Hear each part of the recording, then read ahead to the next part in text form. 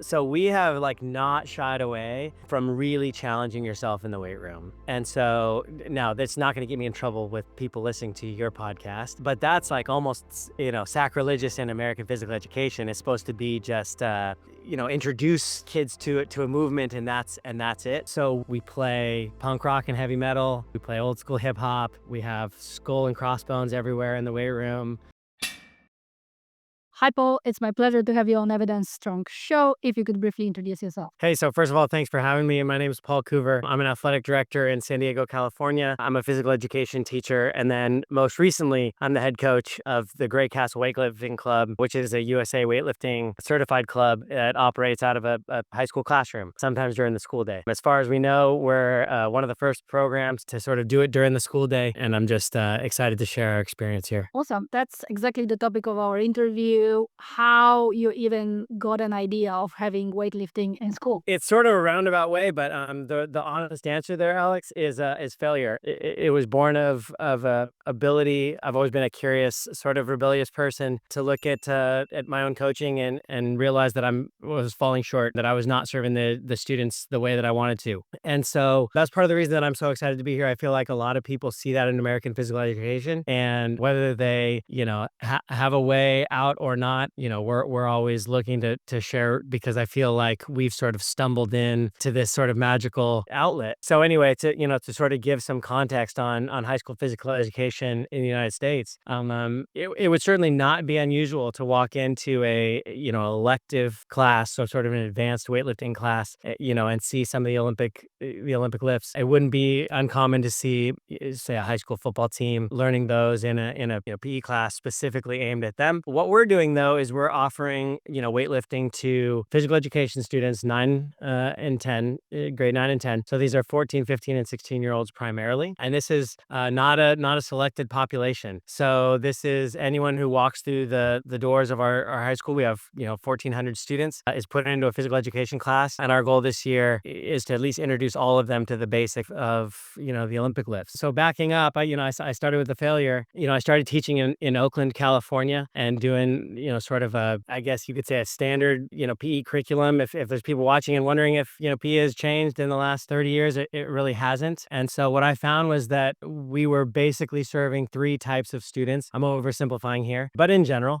you had students that are athletes. They're playing club sports. They might be involved in an after school sport. This is someone whose parents might be involved in driving them to a club soccer practice, or maybe they're on the football team or what have you. Then the second group was the students that were completely disengaged from sports. So by 14, 15 years old, they had decided they're burned out, or they have decided the sports are not fun. They had a bad experience, whatever the case may be. And then that third group was sort of the hobbyists, if I would say. And this is sort of the group that PE is built around. And so this is the idea that, hey, we're going to, sort of 1950s America mentality of we're going to get together and we're going to play a unit of softball, and then we're going to go off to math class, and then we're going to come back 6 weeks later and we're going to play, a soccer unit, and then everybody's going to get along. But in the context of those other 2 groups, that group is smaller and smaller, we were finding. And then in terms of that group that's playing sports, let's say you're doing a soccer unit and that student's playing a high level club game later,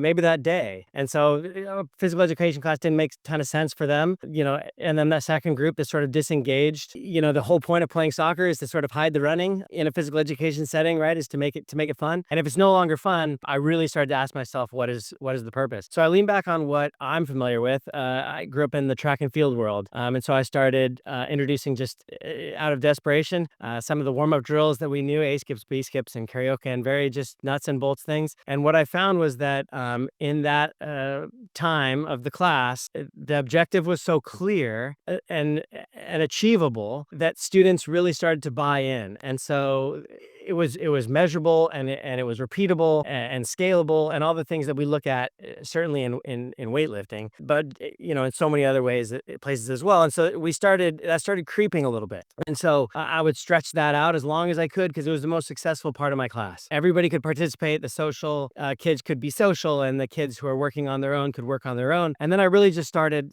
trying to be honest with myself and saying this was the best part of my class, and then I tried to do a soccer unit and it fell flat, or a basketball unit and it fell fell flat. So by unit, you mean 4-week block, or how does unit work? That's exactly right. So every school is a little bit different, and typically it's units are dictated by area of the school. So there may be several hundred students taking physical education class at any given one moment. So maybe there's a class in the gym, a class on the field, and then potentially maybe a weight room or something like that, or split on the field or something like that. 4 week, 6 week would be kind of traditional in terms of the grading periods. Sort of an arbitrary period of time, and certainly too long, I think. For what I was trying to do. I had my head 6 week track and field unit. It was very interesting to me and to nobody else. And so I started really digging in. What can I do to expand this? And the school that I was at, the weight room was a dungeon. Absolutely bare bones. And they've done it's not like that anymore. They have a fantastic principal who's renovated the school. It's beautiful. I took a tour up there a couple years ago. But at the time, I didn't feel like I could use the space because the bars didn't spin and very minimal squat racks, and it felt dangerous at times. But I stumbled across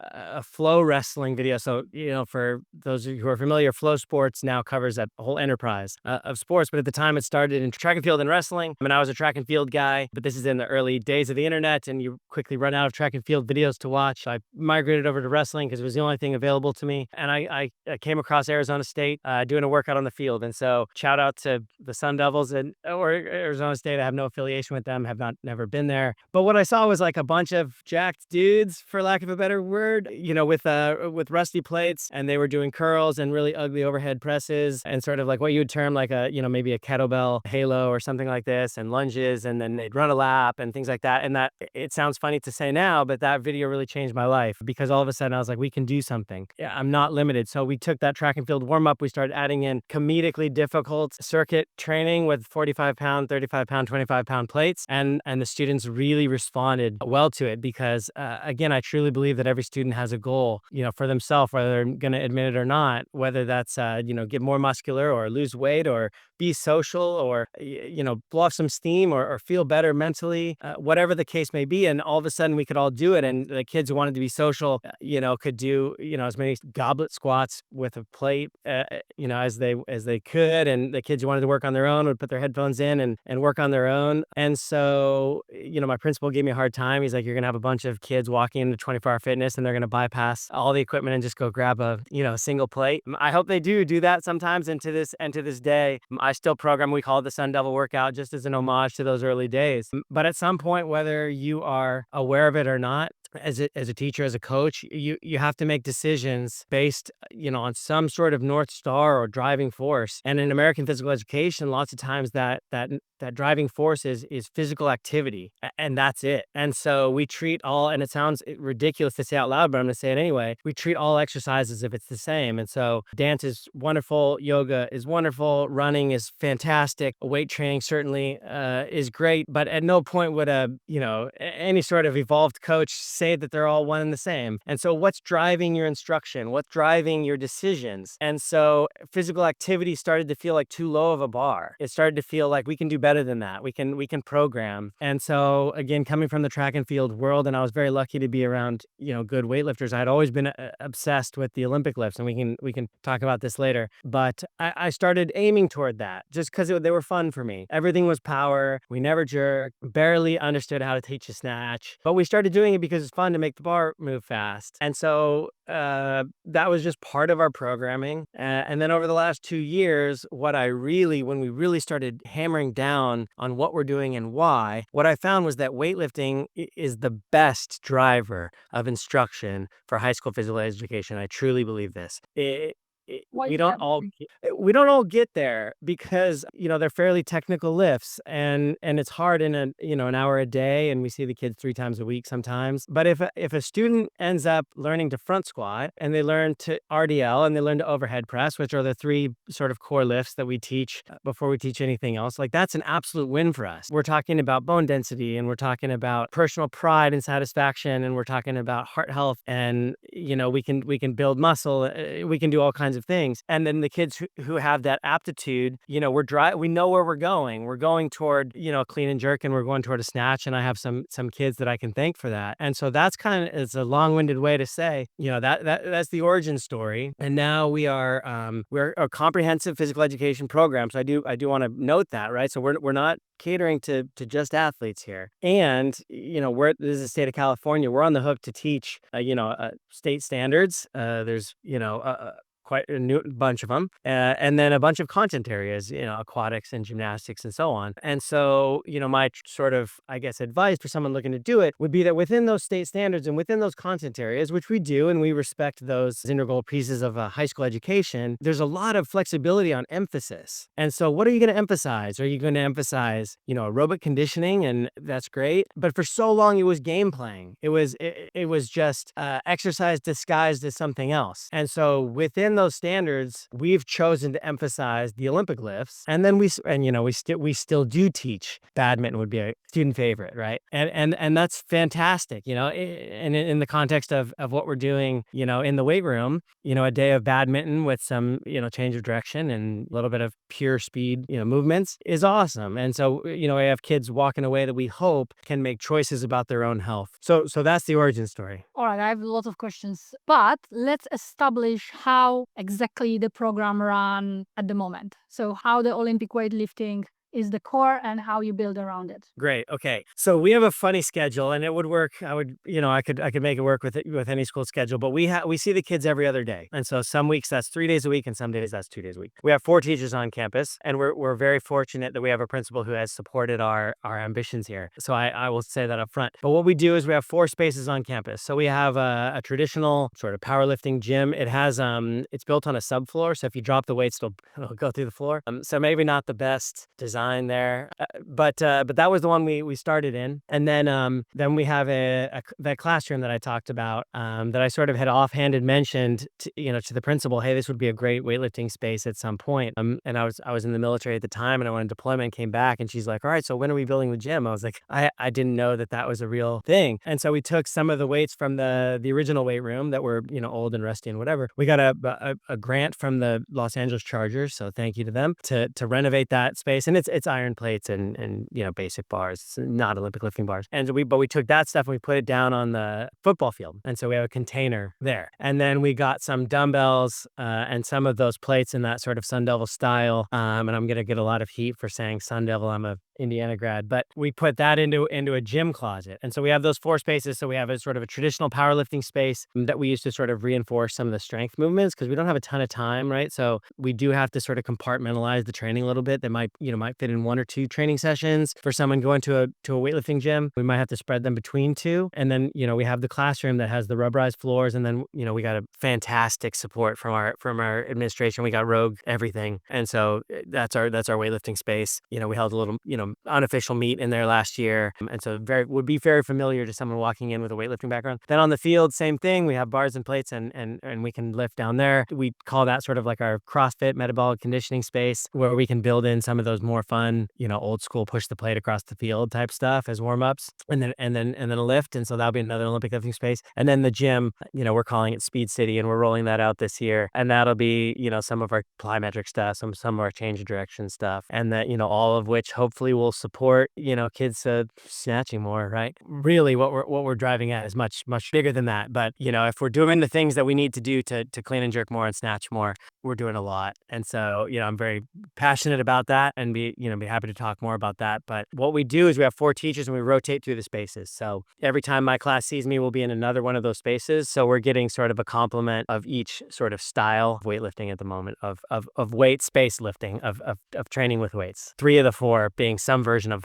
Olympic weightlifting, and then the last one being sort of our, ancillary movements. So 4 coaches that work hour by hour for the whole day with different classes. And now you as one coach rotate through the week through 4 spaces. Correct. So if we're teaching 3 classes, all 3 on a Tuesday will see me. And I'll be, we call the one the Chargers weight room because they donated the money, right? They'll see me in the Chargers weight room. The very next time they'll see me in the Raiders weight room, which if you're familiar with the rivalry, and then they'll get their full Olympic lifting day, and then the next day they'll be on the field and so on. All right. So if I'm a student, I go, you are my coach, or will I rotate to 4 coaches too? Yeah, great question. So I'm your coach for the full year, and the relationship building is just too important there. And we can talk more about this, but as I've gotten to know some of the students, you learn their tendencies. You learn just like any other coach, right? You learn that they need a little bit more of this and a little bit less of that, or this kid's a little bit more beat up, or the front squats are hard for her. Let's make sure that we don't overdo it there. So those relationships are super important. The coach's knowledge.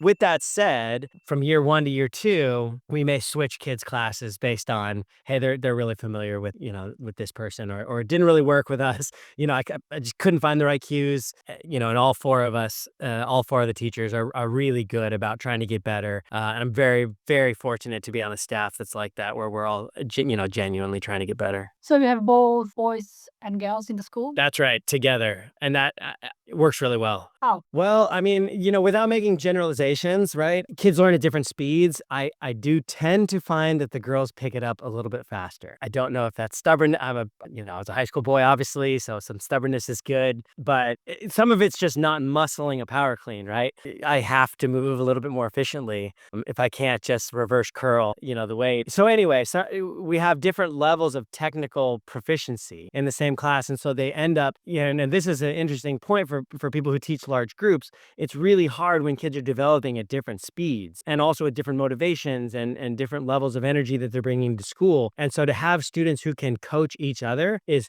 fundamental to making this work. And, just yesterday, and I had sort of, I'm the school's athletic director, and I had watched a volleyball practice, and that, there's a girl who looks, quite athletic and works really hard. And I, like, hey, have you thought about weightlifting? She showed up after school, or, we're not even in school yet, so after her practice. And, being able to watch one of my former students teach her is just like, okay, we're off to the races now. Like, let's teach weightlifting to the whole world. Sounds awesome. Let's do it. It's really fun. All right. So you mentioned a little bit that having this knowledge and passion for weightlifting being passed on the students so they can pass it on to peers and so on, that worked, and that is important. What else worked and you think is important to spread, to tell to other coaches? Sure, yeah. And I mean, obviously within that you have to be careful because the student I'm describing has 1 year of weightlifting experience, right? So we're not going to trust her to teach from 0 to 60, but being able to reinforce cues is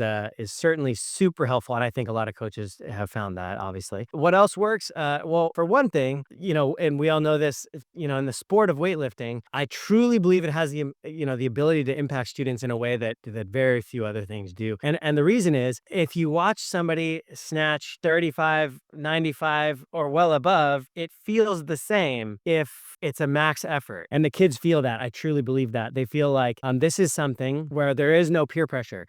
It's remarkable to watch, especially in a generation that's on Instagram and TikTok, and the social pressure is so enormous to be similar to other people, or to do things a certain way, or not embarrass yourself. And then you watch them weightlift, and all of a sudden it's all support and it's all friendly competition. And so I really have this sport of weightlifting, I think, for that. And there's nothing that I've found that's anywhere like it. And it also caters to so many different goals. It's not just I'm trying to lose weight or gain weight. It's I want to feel better about myself, or I want to gain some self-confidence so that I can apply for that job, or whatever the case may be. If there was a coach who was looking to do something like this, I would say, make sure that you've gone the full 60 minutes and thought through every single, iteration of what can go wrong, because anything that can go wrong. And we've had some, we have not had no injuries. I think we had one kid stand up into a bar that was sitting on a rack still. So that was a teenage boy move, but no real injuries. But we've had some, bumpers slide off of bars when there's no collars on it and things like this. And so being able to control the room, is certainly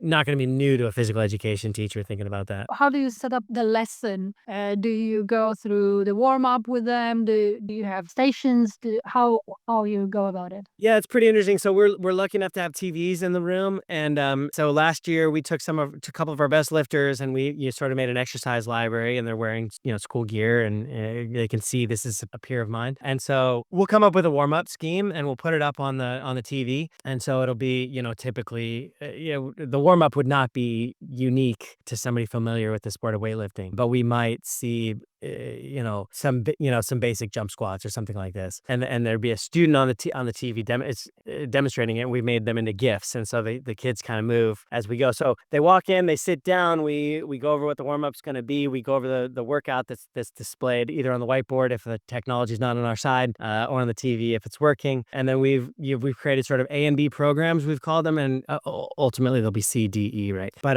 sort of the more advanced kids who are truly performing the Olympic lifts at this point, and then some of the newer students, because a student who went through the whole year with us and ended up literally participating in a competition for Olympic weightlifting is not going to be super interested in doing an RDL with a plate. And so we've built that into the program this year. So we'll have an A and B program there. We do sketch it out for the whole year. So if you ask me what our lift is going to be on May 9th, I could pull up and I could say in the Chargers weight room it's going to be this, on the field it's going to be that. Of course that's going to change, but we have to know sort of where we're going. And then we also paid for a subscription with Team Builder, and so the students can pull it up when they're at home and see the workouts. We only do it with select workouts so they don't get totally in love with the technology, because Team Builder turns into Instagram really fast. But that has been a successful way for us to deliver those workouts. So that's kind of what it looks like. Then we'll go, we'll do the warm up, and we'll have a set time for that warm up. So all the students will move through the movements. So there might be 3, 4, 5 movements. They'll move through for a set period of time. So that's 10, 12 minutes usually, and just with their group of 3 or 4, and then we'll go into a main lift. And so that if we're in the Raiders room, that would be an Olympic lift, some version of an Olympic lift. The A group would be doing something like a hang power snatch, and then the B group might be doing RDL, snatch grip RDL, and then a snatch balance or something like that, and they will do that, and then we'll go into a strength movement, and then some fun ancillary stuff. We call it the scratch list. We stole that from my buddy Will Fleming. Scratch list, don't think too hard about it, bicep curls and tricep push downs and things like that, where the kids can just do the thing that suits them. So they have a choice, I understand. Yeah, we try to build a few minutes into the back end where they can do the thing that they want to do. So we have students who will go straight to bodybuilding, and then we had 3 or 4 girls last year, and it just happened to be girls who would revert right back to the Olympic list, which makes no sense after you've done a heavy back squat or something like this. But that was So you just didn't stop them. No, we said come after school and we'll give you some real better instruction, and that's a whole nother story. That's where Great Castle was born. I have a 15-year-old girl to thank for that, and I truly do owe her a lot. She made me a better coach and all that. But yeah, that's what a class period looks like. They'll come back, they'll change, go on about their life. 2 days later, we'll see them again in a new space with a slightly different emphasis, on whether it's a little bit more metabolic conditioning or something like that. It's obvious that you emphasize technique, and that's the goal, to get the kids through their movement patterns and develop them. And because they are in this amazing age where they are improving almost no matter what you prescribe, they get better. Now, what is really obvious to me also is that the culture component is emphasized as well. Could you talk a little bit more about this side? Yeah, so you're good. This question is going to get me in trouble here, but I'm going to answer it honestly anyway. So we have not shied away from really challenging yourself in the weight room. And so now that's not going to get me in trouble with people listening to your podcast, but that's almost, sacrilegious in American physical education. It's supposed to be just, introduce kids to a movement, and that's it. So we play punk rock and heavy metal. We play old school hip hop. We have skull and crossbones everywhere in the weight room. We turn our personalities over to these sort of caricatures of college strength coaches, doing the cartwheels to get the kids fired up and things like this. We probably wouldn't do that for the Olympic lifting portion, but in terms of what the students, we want them to feel when they go into the weight room, we want them to feel real energy. And we want them to feel this is a place that's alive. This is a place where I can be myself. I can take a risk. We celebrate, kids who miss reps. And, we have to be careful with that, obviously. But, if you get pinned on a bench press, it's not the end of the world. And so we don't want to miss a snatch till we know how to miss a snatch. But the bench is pretty safe, and front squat's pretty safe. You can, let go there. And when they see the teacher, jumping out of their chair, screaming and yelling, because a kid took a real attempt at a 3 rep max. I think that's the culture piece that we're aiming for. The other thing is, we have really tried to take ownership of what the students look like in the class in terms of how are they responding to what we're doing, and not try to say, well, this student's an athlete, or this student has future or talent. To me, that's immaterial to what we're doing. Now, after school with the Great Castle Club, I'm much more focused on, okay, like, maybe this competition here is too soon, or you're ready, or things like that. But the culture piece is huge to what we're doing in PE, and we really ramp it up. So our first couple workouts are things like we'll go like every minute on the minute with like a dumbbell goblet squat, something that's like kind of hard to mess up, and just something that's like really challenging, so that when we back off and we're doing some technical work on a hang snatch with a PVC pipe, which we do, the students know, like, hey, like the heavy metal's coming, the punk rock is coming, and then we can go have fun. It's fun to challenge yourself. We keep it safe, and we have fun. And some of the stuff where you can go crazy, running stairs or something like that, we can, we let it rip, and then when the kids have to slow down, they're ready to do that. What else you think was important for you to be successful? You mentioned a little bit the principal of the school you're in said, yeah, let's do it. So that was one thing. How much money it costed? I want to know on the logistical level. Of course, you have 4 teachers, so they salaries and so on. But like, what else? What else was needed to build it up? On that note, one of the things that we did was made sure that we have equipment for everybody. So, we have, youth bars, and we have kettlebells that go down to 8 pounds. And so that was some of the logistical side that was required. Now, in terms of the bigger picture, we've begged, borrowed, stole weights to make the field house work. We call it the field house. It's our shed on the field. It's that sort of old school, Arnold Schwarzenegger would walk in there and say, like, this is, where we're supposed to lift, type of thing. And I think almost anybody can do that. I think parents are really supportive, especially when they realize, the implications with, ACL tears in soccer, as one just like example that hits us really hard, because we're a big soccer school, along with like so much research is coming out about, clarity of thinking and things like that. And so they're all these conversations are intertwined about why we do it and how we do it. And so, if you want to ask, we've not had a ton of success with local gyms. Nobody's looking to give away equipment, which I totally understand. But in terms of parents who have, things collecting dust and things like that, and again, I go back to that Sun Devil workout and say, like, if you have a stack of plates, like I can program for that for like several weeks with nothing but that, and it's really fun. And so that's where I would start. And then in terms of the Chargers donation was about $70,000, so thanks to them. But that was 11 squat racks, it was 11 benches. We have 445s, 435s, 425s, 410s, 45s on each rack. And then our Rogue purchase was north of $10,000, and that came largely out of the school funding. That was the principal saying, we want to support physical education and it matters to us. There was a little bit of a explanation of why we need different weights. And so there's an education piece there and a communication piece as well. And, thanks to her for listening and being willing to understand something that's new to her. Would love to get her in there someday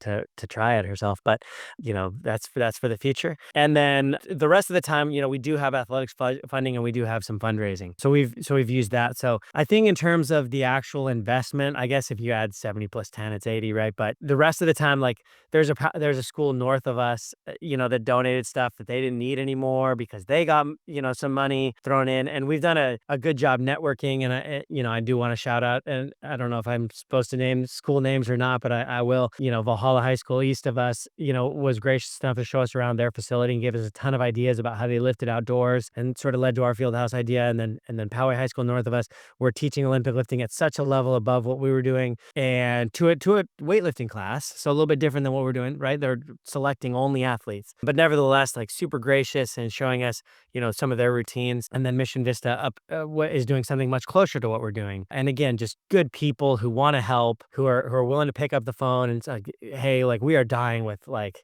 classroom management when we're trying to teach a snatch balance. Like it's like a lot. How do you guys do it? Oh, we have, they had worksheets, answer these questions, kind of make the kids think about it, things like that. So that networking piece, maybe I'm lucky in San Diego, but I doubt it.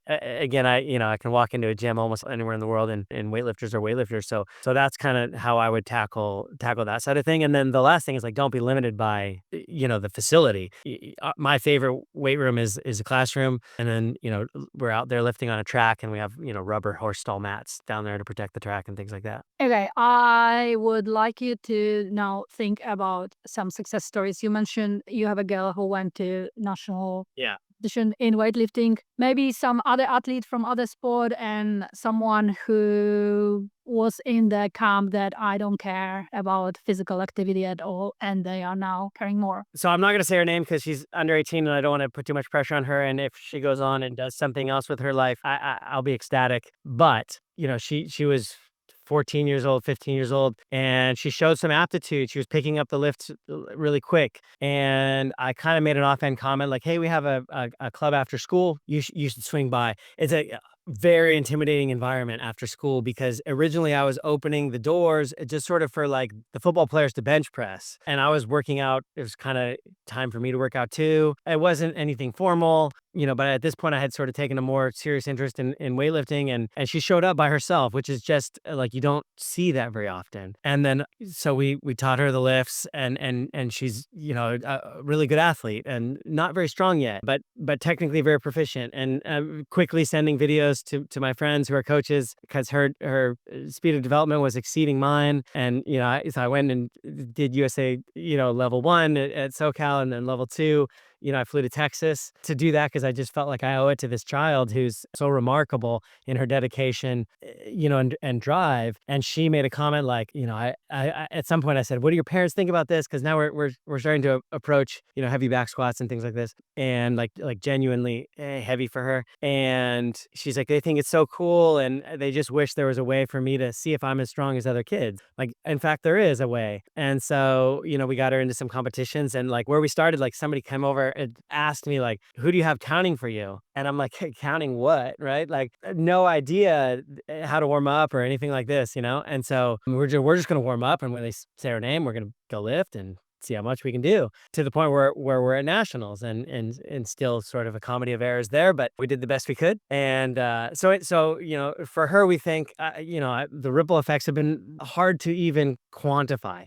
Another student really got obsessed with the Olympic lifts. Very tall athlete, long limbs. Quickly realized it's probably not a competitive sport for him. He was in a weight class way above where he probably should have been strength wise, and just became, I'm going to be a coach. And so he graduated last year, and we're looking to like get him certified, and he's talking about maybe pursuing that at like a very serious level. When I was out of town, he was coaching our young female lifter, with supervision of another coach who knew much less about weightlifting than he did. And so that was another one. In terms of the students who were disinterested, I think we've had it. That's most, I think. And I think some of the ones where we had a student write in us a thank you note. It's cool to be strong, and like that was like all we could ask for. She is no longer in PE, but entered the class saying like, "I'm just gonna like do the minimum, and I'll kind of do what you ask, but that's about it." And so cool to be strong requires we're like, we should put that on a t-shirt or something, like, because in that phrase means it's so deep in terms of what it requires to be strong, and in terms of consistency and dedication and overcoming obstacles and lifting when you don't feel like it, and all kinds of things. And so yeah, those are sort of the three that you asked for. Oh, what went wrong? What coaches should avoid, you think? Okay, so this will not be news, I think, to people involved in the sport of weightlifting, that there's this misconception that is dangerous. And so there's a communication piece that has to happen. And I think where we hope to be successful this year is explaining like, this is a comprehensive physical education curriculum. Like we are meeting California state standards here. We are emphasizing strength and conditioning, but like they are getting a holistic picture here. Once you do that, right, you must, if you're a responsible coach, account for the injury risk of team and individual sports. The research is unequivocal that strength and conditioning can address some of those issues. And so that has really simplified our communication. The other thing is just the popularization of strength accounts, on Instagram and YouTube. People, we can, San Diego Wave is our local, women's soccer team. Being able to point to the Wave and they are posting videos of doing things very similar to what we're asking the students to do in class has been phenomenally helpful. In terms of other roadblocks, I think the funding is one. So I think I would, you have to build slowly. You're probably not going to, we're just so fortunate to have those 4 spaces, and they just came one at a time. Didn't come all 4 at the same time. And so, so that was a challenge. But really, I think the lack of familiarity with the sport, but we tell people that we're lifting on perfectly flat floors with perfectly round bars and perfectly balanced bumpers. We control the variables, in some case, controlled temperature. And so we tell the kids, like, if all else fails, like, stand up and back away from the barbell, right? Like, it's not going to come after you. In soccer, basketball, volleyball, very different. I can't control if somebody falls onto your knee or ankle. Clearly, there's research showing that weightlifting is safer than some of these other sports. Then when you add in the component that it can actually support our performance in those sports and our injury prevention, that's sort of where we're at now. I don't know that you'll ever get away from the idea that, weightlifting stunts growth, or, you'll have some sort of back issue forever if you perform even a single back squat. But sometimes you just have to be bold enough to say, like, I feel that this is in the best interest of our population, and I'd be happy to talk to you later. We've had some hard conversations with, parents and other coaches, and, we've been fortunate to make our way through most of them.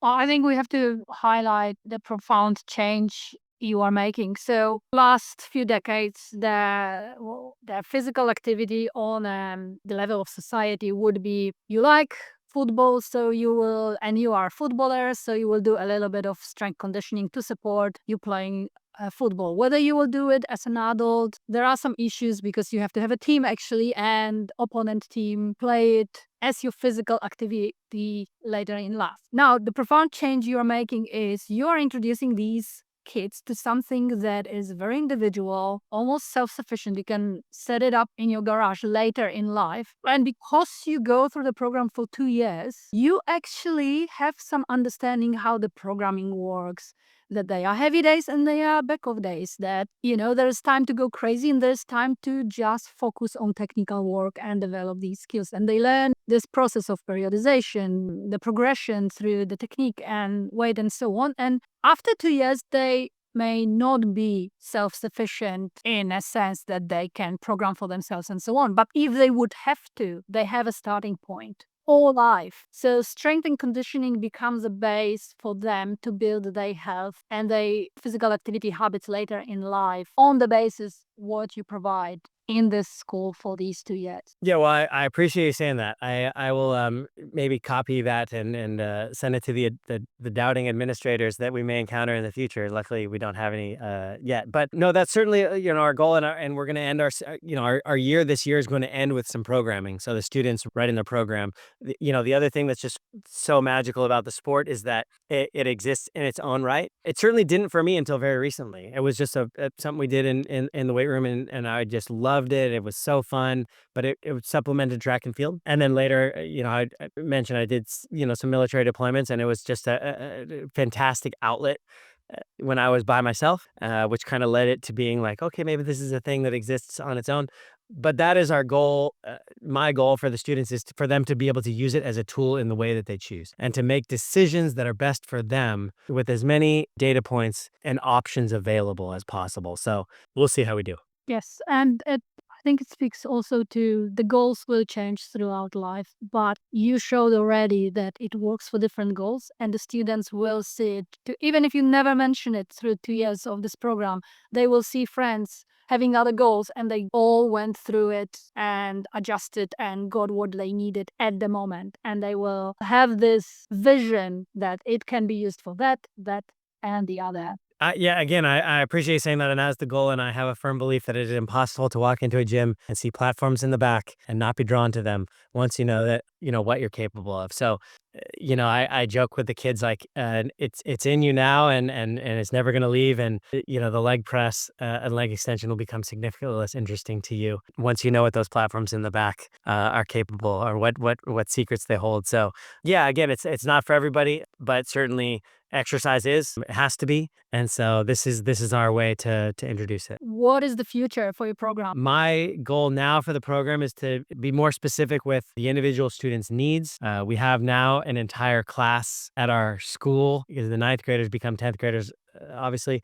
And those students all have some familiarity, every single one of them, with the Olympic lifts. And so being able to program for the basketball athlete who is in season, vice the American football athlete who would have just completed his season. That's a lot of work. And then in terms of the Grey Castle side after school, I need to continue to become a better coach. I'm obsessed. I'm intoxicated by high performance and high performing people. I don't think I'm one. That's the future is better programming, more specific to the individual, and then, a club that'll serve, our competitive side. I'm excited. I wish you well, Paul. I hope all future brings all you wish for. Thank you so much. I really appreciate it. My key takeaway is that I've made a lot of mistakes as a teacher, and this is probably the most important project that I've worked on and maybe will work on, and I do not want to silo any information. So if we can help any, obviously I understand American PE the best. So we'll start there. But any physical education teachers who want to teach weightlifting within the confines of a standards-based comprehensive curriculum, boy, I would love to share anything we've learned the hard way, because I walked out of weight rooms saying like, what did we just do there? That was a mess, and the kids didn't know what to do, and all my cues were wrong, and I think we maybe got worse today. So helping people avoid some of those pitfalls that sometimes we feel like we drove our truck right into them. Is sort of the passion project. So I would love if anyone has questions, I'd be happy to answer, and then also pick people's brains in terms of how do we get better competitively. So some of our young athletes are getting to the point where we need to step our game up in terms of our technical proficiency. So I'm just really looking forward to continuing that process. Awesome. I think, Paul, you are the right person in the right place in the right time. So I'm rooting for you. 2 short questions to finish. The first one is, what is your favorite lift? Yeah, so I listened to a few of your podcasts, and everybody says snatch, which I think is the right answer. But I'm going to say clean grip muscle snatch. Me and my little brother, who is another big influence on me, are always in this argument about what's the best single lift, and is it a snatch grip muscle snatch or a clean grip muscle snatch? And I'm a big proponent of the clean grip. It quickly turns into an ugly clean versus an ugly press, but it's so fun. It's easy to teach. It combines some speed and some power and some pure strength. It's a good one that we can compete at, and I have goals in that lift, which is just so funny to closest I've ever come to passing out is trying a clean grip muscle snatch. So All right. And if people want to ask you questions, where should they find you online? yeah, so my public Instagram is Coach Coover, Coover. I don't do a great job of posting on there, but I do check all the messages that come through. If you follow me, you'll end up with some sports dates on when we're playing a volleyball game or something like that. But and then I use the page to stay accountable. To Will and my brother and some of my lifting buddies. I know I'm bad at Olympic lifting, so don't remind me at that. Be nice to strangers on the internet, but I do post that kind of stuff just to hold myself accountable and show the kids that I don't lift when they're lifting because I'm coaching. That we're all in this together. But yeah, Instagram, Coach Coover. And then my email is just my first.last@gmail.com. So paul.coover@gmail.com. Awesome, Paul. Thank you so much for today. Thank you so much.